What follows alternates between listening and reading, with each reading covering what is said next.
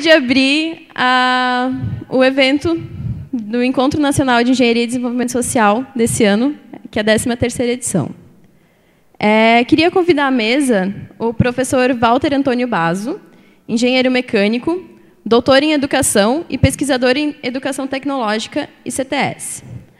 Professor do Departamento de Engenharia Mecânica e do Programa de Pós-Graduação em Educação Científica e Tecnológica da UFSC. Atua como membro do Conselho Editorial de várias revistas sobre educação no Brasil e no exterior. Possui mais de 120 artigos e 7 livros publicados. Bom dia, professor. Bom dia. Gostaria de chamar à mesa também a Larissa, estudante de Engenharia Sanitária e Ambiental e membro da organização do evento esse ano.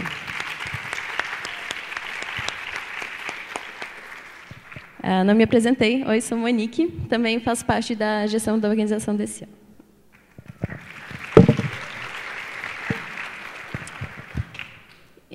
Passo inicialmente a palavra para a Larissa, para dar uma introdução ao evento, contar um pouco como é que foi a construção. Bom dia. A gente organizou vários tópicos do que a gente precisa falar hoje, mas eu vou tentar seguir uma linha de raciocínio. Se ficou um pouco rápido, um pouco confuso, me perdoem. Primeiramente, gostaria de agradecer ao CTC, que é o Centro Tecnológico aqui da UFSC, pelo apoio, e pela universidade, pela reitoria, e pela comitiva nacional também, pelo apoio ao longo desse ano de organização. O processo da ENEDS começou ano passado, depois da plenária da Bahia, onde foi mais ou menos decidido onde é que seria o ENEDS desse ano. Ficou decidido que seria entre Santa Maria, Porto Alegre e Florianópolis, e ao longo do processo a gente foi mais ou menos decidindo onde é que realmente seria. As 3 comitivas dessas cidades decidiram que iam atrás das suas universidades, ver qual que tinha mais estrutura, qual que teria mais apoio das suas reitorias, para ver qual que seria o melhor cenário possível para a ENEDS. Ficou decidido, então, que seria em Florianópolis, por a gente já ter sediado um EREDS em 2014, e que o EREDS Sul seria esse ano em Santa Maria. Mas, mesmo assim, as pessoas de Santa Maria e de Porto Alegre que estavam na comissão continuaram construindo o ENEDS com a gente e fizeram parte da construção do tema, por exemplo, e em todas as outras reuniões.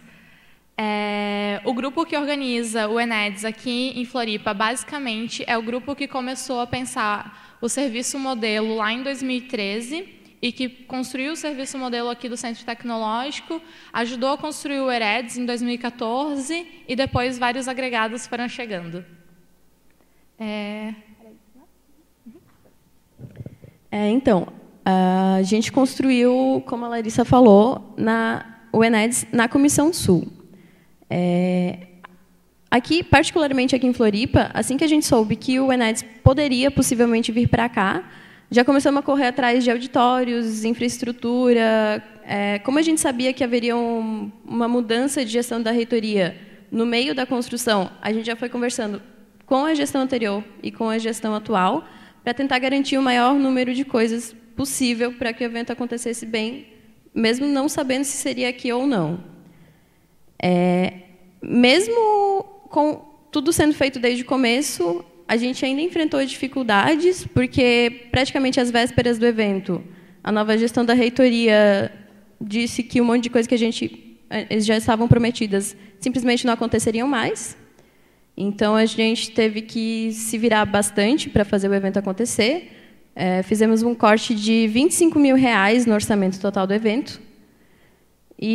Mas ainda assim, liberaram algumas passagens, o evento está aqui acontecendo. A gente já tinha pensado num tema muito bom, que é quem faz a tecnologia. Passamos por várias dinâmicas de construção do tema, pensando em toda a trajetória do grupo, tanto daqui, quanto de Santa Maria, quanto de Porto Alegre.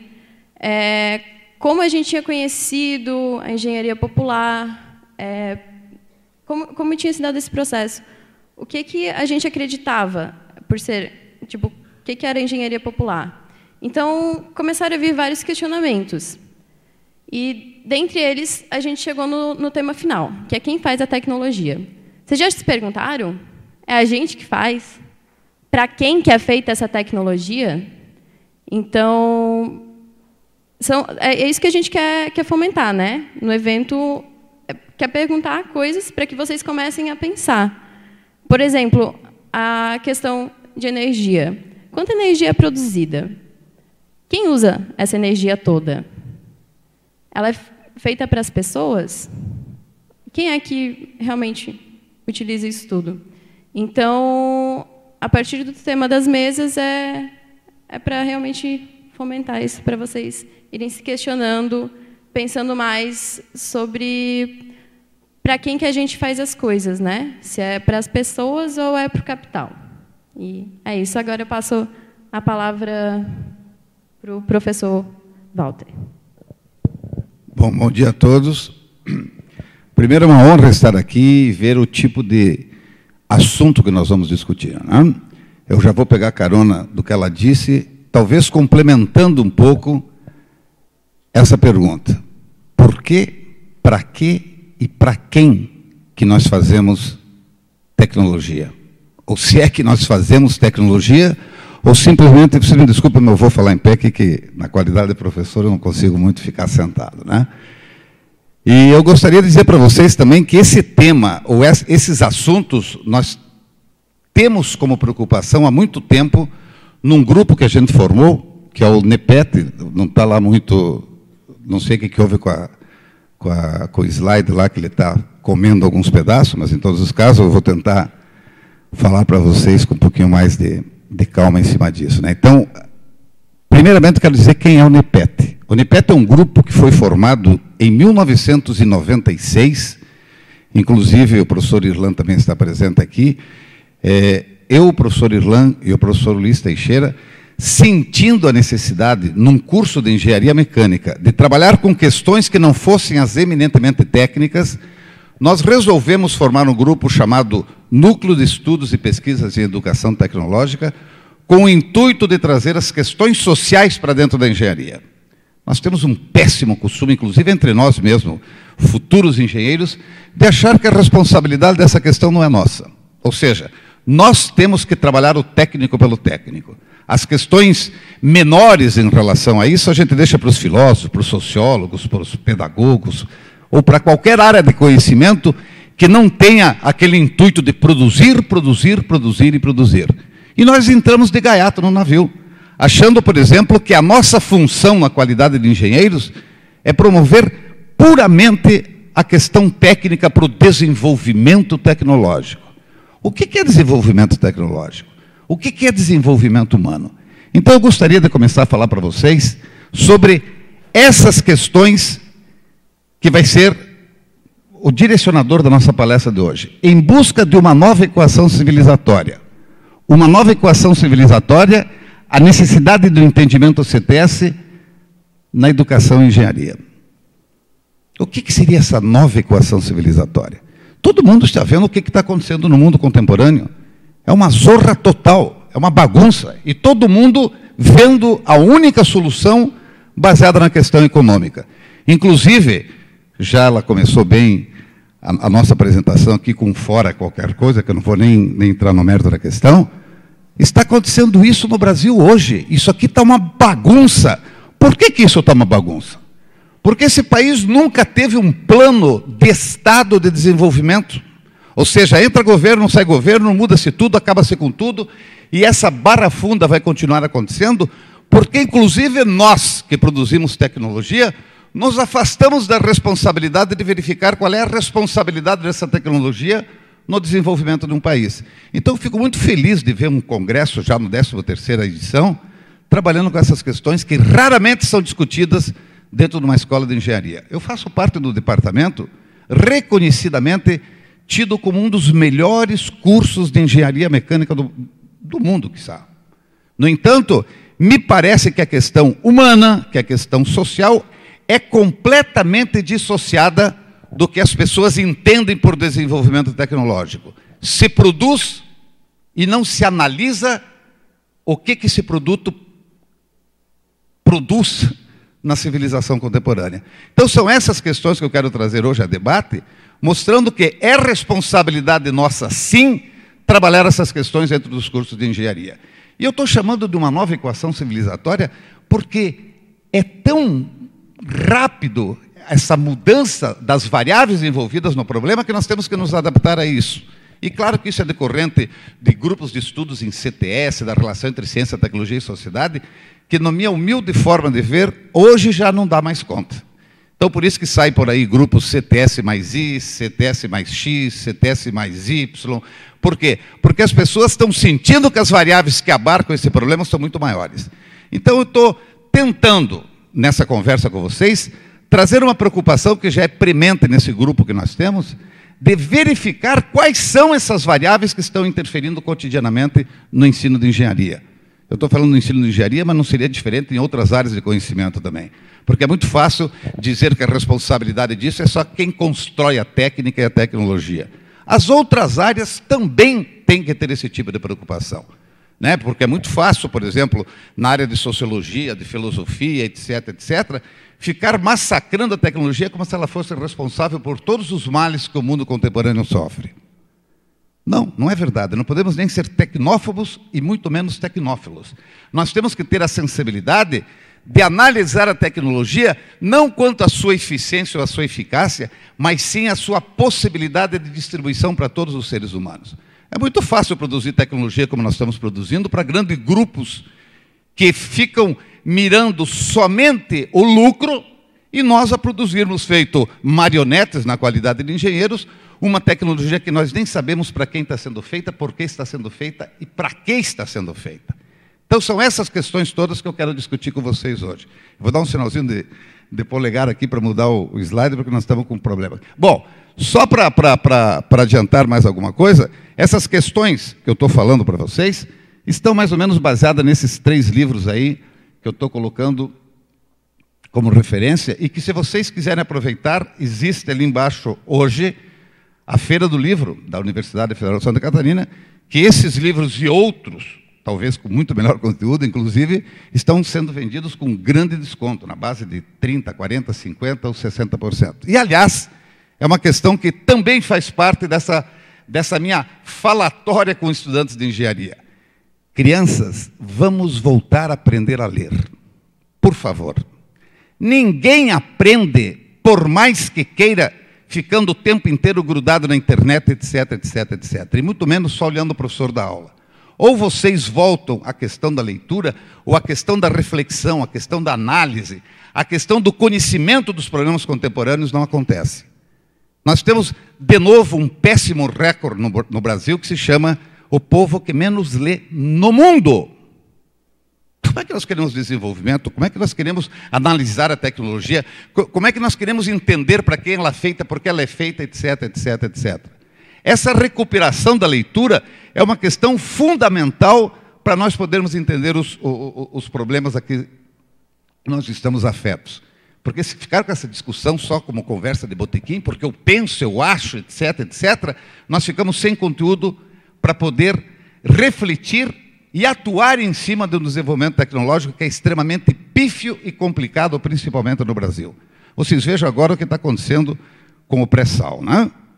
Ela falou em energia, e eu vou mais à frente me referir à questão da energia. Nós temos vários problemas que nem sequer são discutidos dentro das salas de aula nos cursos de engenharia. Basta vocês verem os currículos que são traçados para as engenharias hoje em dia. Essas questões são discutidas em uma ou outra disciplina por conta de um professor que sonhou que isso é importante e PT saudações, sem conotações políticas ou PT. Tá? É ponto. Tá? Na época do telégrafo ainda, né? Então, essas questões todas, nós só podemos resgatar através da nossa própria consciência de virarmos a ser bons leitores novamente. É muito pouco que se lê hoje em dia. Eu sei porque eu trabalho com alunos numa disciplina chamada Tecnologia e Desenvolvimento, e como é complicado falar em escrever, e principalmente com a mão, o pessoal olha para você e diz, esse cara é jurássico, ele não sabe que hoje é tudo na base do teclado? Não, a leitura e a escrita ainda fazem parte das questões cognitivas do ser humano. Ao você estar usando o polegar e o indicador, você está transmitindo neurologicamente algumas questões cognitivas para o teu cérebro. E essas questões a gente não entra mais em detalhamento, a gente nem pensa mais sequer nessas questões de aprendizado. Parece que hoje virou tudo mágico, né? Essa telinha, que é maravilhosa, indubitavelmente, ela virou dona das nossas vidas. Tanto que se o cara sai sem o celular de casa, é que nem se saísse pelado, né? O cara não tem, fica completamente apavorado. Pô, esqueci meu celular, esqueci minha vida em casa. Então, todas essas questões, por mais brincalhonas que possam parecer, são fundamentais nas análises sérias que a gente faz sobre o aprendizado. E por isso que eu reputo a volta da leitura como uma questão fundamental para esse caráter cognitivo e reflexivo que as pessoas têm. Mas vamos ao tema mais da nossa palestra, né? Eu vou chegar aqui um pouco mais perto, não sei se eu estou com os olhos completamente, mas eu acho que está um pouco ofuscado isso aí, né? Então eu começaria com algumas indagações. Para administrar qualquer setor hoje em dia, não é necessário primeiramente refletir sobre o desenvolvimento humano, científico e tecnológico? Nós vivemos na era da ciência e da tecnologia. Se nós, engenheiros, ou universitários, ou profissionais, professores, etc., não tivermos consciência das questões relacionadas à ciência e à tecnologia, nós vamos ser analfabetos dentro de uma civilização que só funciona na base disso. Corretamente ou incorretamente, infelizmente é isso. Veja o que são as Olimpíadas hoje aqui, né, no Brasil. Todo mundo maravilhado com os novos equipamentos, etc., etc. E maravilhado, inclusive, com os jogos que, como falou o Mino Carta, na revista Carta Capital, ele disse o seguinte: enquanto o navio afunda, nós estamos aqui em cima num baile e comemorando não se sabe o quê, né? Na realidade é isso que acontece no Brasil, né? Uma festa maravilhosa, coordenada por uma rede de televisão que quer mostrar que o Brasil vai muito bem, obrigado agora na era da ordem e progresso, e nós todos acharmos que tudo bem, vamos ver as Olimpíadas terminar, enquanto um golpe se configura por baixo do pano, e nós estamos aqui todos quietinhos, como que, claro, não estamos quietinhos, estamos pelo menos esperneando, né? Mas o que acontece é o seguinte: isso são todas questões relacionadas ao que nós estamos trabalhando aqui. Como é que eu quero entender do processo científico, tecnológico e de desenvolvimento se eu não entender primeiramente as questões políticas que estão por volta disso? É o que está acontecendo no Brasil hoje. A questão do pré-sal, que raramente nas escolas de engenharia se discute. Nós estamos falando de energia. Energia talvez seja uma das questões mais problemáticas das questões contemporâneas que eu coloco nessas variáveis. Nós temos o problema hídrico, nós temos o problema da mobilidade humana, nós temos o problema do consumo excessivo que as pessoas estão voltadas hoje em dia, e nós nem sequer mencionamos isso nas escolas de engenharia, como se isso não fosse de nossa alçada. Isso é da alçada dos políticos. Quem são os políticos que estão lá nos representando? Vergonhoso ver o que a gente viu lá, daí ficou todo mundo: oh meu Deus, que classe política que nós temos aqui. Quem produz isso? Nós mesmos. Quem serão os políticos daqui 10, 15 anos? Vocês. Tomara, pelo menos, né, que não seja o outro lado da moeda, mas são essa, porque, obviamente, quem está aqui discutindo esse tipo de problemática é porque já tem interesse mais acentuado do que as outras pessoas que nem sequer querem ouvir sobre isso. Então, é disso que eu estou falando quando eu estou falando em desenvolvimento humano, científico e tecnológico. A tecnologia é um construto humano. E não é privilégio apenas de grupos econômicos que nos empurram goela abaixo qualquer produto como se ele fosse a grande solução da felicidade humana. É essa confusão que nós temos entre desenvolvimento tecnológico e desenvolvimento humano, achando que são sinônimos, que nos leva a sermos tão conformados com uma civilização completamente heterogênea que nós temos no mundo contemporâneo. Que civilização é essa onde 70% das pessoas não têm as benesses que nós temos, por exemplo, da tecnologia, da comida farta, ou seja lá o que for? Isso é uma civilização equivocada. Ou será que nós estamos pensando que aquele problema migratório que acontece na Europa é uma coisa puramente porque, imagina, aquele pessoal da África quer chegar na Europa, porque é um processo político extremamente complexo, que daí aqui nas Olimpíadas apresentam 3 ou 4 refugiados desfilando lá e todo mundo fica: oh meu Deus, que coisa linda que são as Olimpíadas, dão oportunidade. Essas pessoas precisam de política, essas pessoas precisam ser adotadas para que tenham os mesmos direitos que nós. Tudo isso, essa nova equação civilizatória que eu proponho que seja feita, tem que levar em conta principalmente nas escolas de engenharia para entender esse processo complicado que se chamava de CTS, ou CTS mais I, seja lá o que for, que analisa essa relação complexa entre ciência, tecnologia e sociedade. E a gente precisa conversar um pouco mais sobre isso e não somente em congressos como esse, que são maravilhosos, etc. e tal, mas que se diluem em escolas de engenharia que nem sequer querem ouvir falar nisso. Não é uma questão de que elas não fazem. Elas trabalham para que essas coisas não aconteçam dentro dos departamentos. Isso é nocivo para certos professores ou para certos dirigentes, porque imagina as pessoas pensando.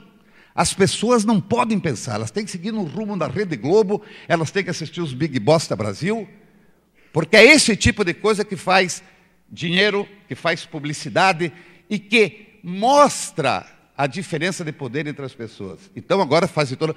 Veja, ganhou uma medalha... Veja, não estou querendo misturar as coisas, mas vou misturar. Veja, ganhou uma medalha de ouro. Quem quer as coisas consegue. Como se as qualidades de vida que as pessoas têm não contam. Ou seja, o Neymar é o Neymar porque ele quis.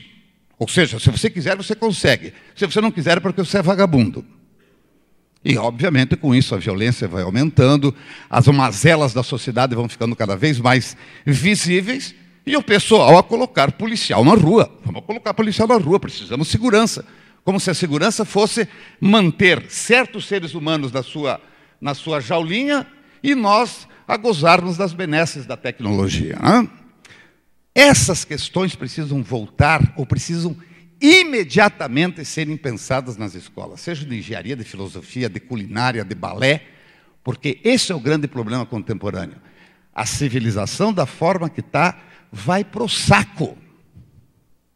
É uma questão termodinâmica, é uma questão de entropia. Nós estamos usando um volume de controle e estamos deixando esse volume de controle cada vez mais bagunçado, achando que uma nova tecnologia virá corrigir aquela que não está dando certo. Cuidado com esse posicionamento. E mudar esse comportamento humano onde o ter substituiu completamente o ser é extremamente complicado. E isso é uma missão de vocês.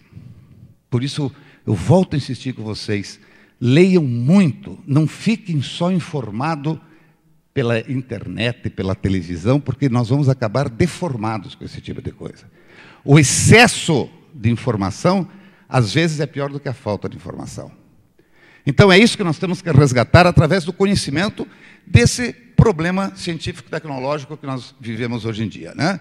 Daí eu pergunto, como fazer para disponibilizar uma formação capaz de favorecer o desenvolvimento da razão, do sentimento entre os humanos e os demais seres em geral, a sua criatividade, a sua intuição no âmbito educacional? É complicadíssimo, é complicadíssimo. Os currículos são hermeticamente fechados, eles são trabalhados para que você não tenha tempo para pensar. Então, nós continuamos com muitos currículos dentro das escolas de engenharia, inclusive, como absolutamente adestradores, ainda utilizando daquelas regras absolutamente fechadas da competição, não da competência. Né? Ah, você tirou nota 9,1, você tirou nota 9,4, porque você repetiu melhor aquilo que eu repassei nos quadros dentro da sala de aula. Nós estamos muito atrasados, estamos tão desenvolvidos tecnologicamente, mas no desenvolvimento humano e educacional cada vez mais atrasado. Né? Então, dei um positivo daqui para passar o slide lá. Esse é meu... Tá, vamos lá então. Né? Apenas as questões administrativas são capazes de atender as questões de ordem social e humana. Então as escolas de engenharia hoje se rejubilam porque, a escola X está cheia de computadores, os corredores, cada aluno tem um computador disponível, inclusive a gente joga eles lá na frente do computador, não precisa nem se preocupar com eles. Caramba, as pessoas não se reúnem mais para refletir, para pensar nos problemas humanos, inclusive para não sermos contraditórios com a própria profissão engenharia. O que é engenharia? É resolução de problemas. E quais são os problemas? É esse problema que nós temos que identificar. Muito mais importante hoje do que resolver o problema é identificar o problema. Porque no problema que nos colocam para resolver, não estão embutidas essas variáveis sociais, humanas, éticas, etc, etc, etc. E daí nós começamos a pagar um preço doloroso como nós estamos pagando nesse país hoje. Estamos vendo ser destruída toda uma lógica que poderia modificar um pouco o comportamento da civilização brasileira, de novo voltando aos grilhões de estarmos dependendo novamente do norte para podermos fazer qualquer coisa em termos de desenvolvimento. Isso é falar em ética numa escola. Ética não se ensina, ética se pratica. Então, nós temos que começar a praticar isso dentro do ensino de engenharia. Eu sei que vocês aqui não são o hegemônico das escolas de engenharia. Nós aqui não somos. Nós sabemos que o ambiente é completamente refratário a esse tipo de questão que nós estamos discutindo.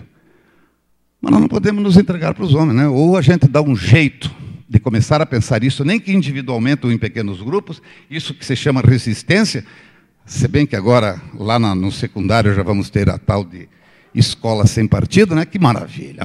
Olha o que está acontecendo no país, e todo mundo lá nas Olimpíadas.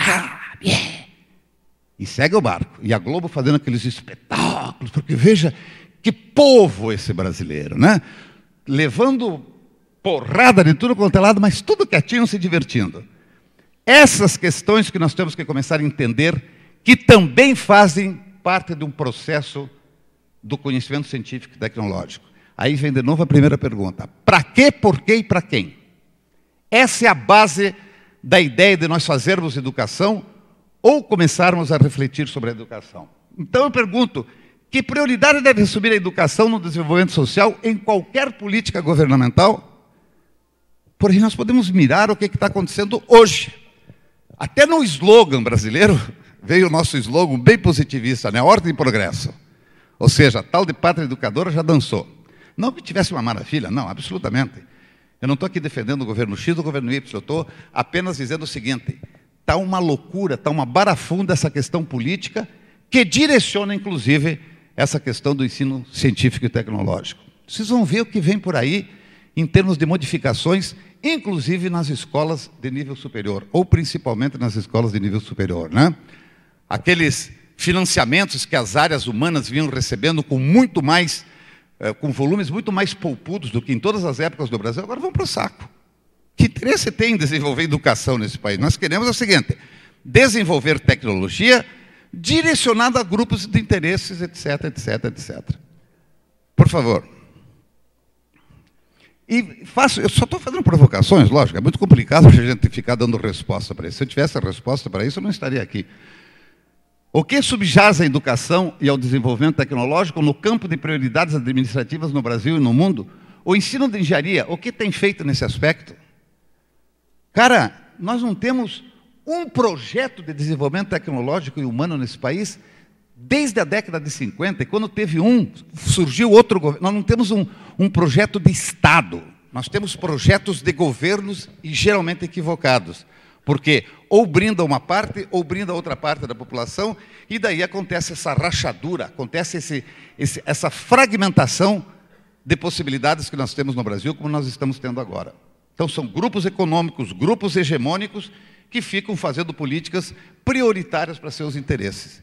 E isso é uma responsabilidade nossa, sim, que trabalhamos com ciência e com tecnologia. E as escolas de engenharia, absolutamente inertes. Pelo menos 99,9% das escolas no Brasil, tem uma ou outra lá que, de repente, tem até esse tipo de preocupação um pouco mais aprofundada. Veja só, num currículo de 4.000 e poucas horas que a gente tem no curso de Engenharia Mecânica aqui em Florianópolis, que novamente reputo como sendo um dos mais importantes do país, tem lá aproximadamente 130 ou 140 disciplinas, 140 horas de disciplinas para trabalhar essas questões com um pouco mais de profundidade. E ainda os próprios alunos, quando você vem com uma disciplina com esse tipo de análise, está aí o Diogo, que não me deixa mentir, que fez tecnologia e desenvolvimento lá conosco, os alunos abominam esse tipo de coisa. Pelo menos até o começo. Depois que eles começam a entender um pouquinho mais do processo, que a gente retira um pouco daquela castração que foi feita desde o início do curso, eles começam a se interessar um pouco e verificar que a técnica pela técnica não dá conta dos problemas sociais e mesmo econômicos que o país tem, né? Então, são essas questões todas que nós temos que resgatar. Como? Eu reputo que a responsabilidade, infelizmente, é muito mais a de vocês. Vocês têm que começar a ser autodidatas nessa questão e ter um pouco mais de preocupação com, diria, os efeitos paralelos à ciência e à tecnologia. Os efeitos colaterais, como se diz quando se toma um remédio. Afinal de contas, a tecnologia é talvez o maior construto humano, desde que seja para todos. Esse troço de só os caras que têm carro estarem poluindo, só os caras que têm carro estarem segurando o trânsito, etc. e tal, me parece uma questão um pouco injusta. Então, quando eu falo na questão, por exemplo, que é gravíssima, eu tive agora em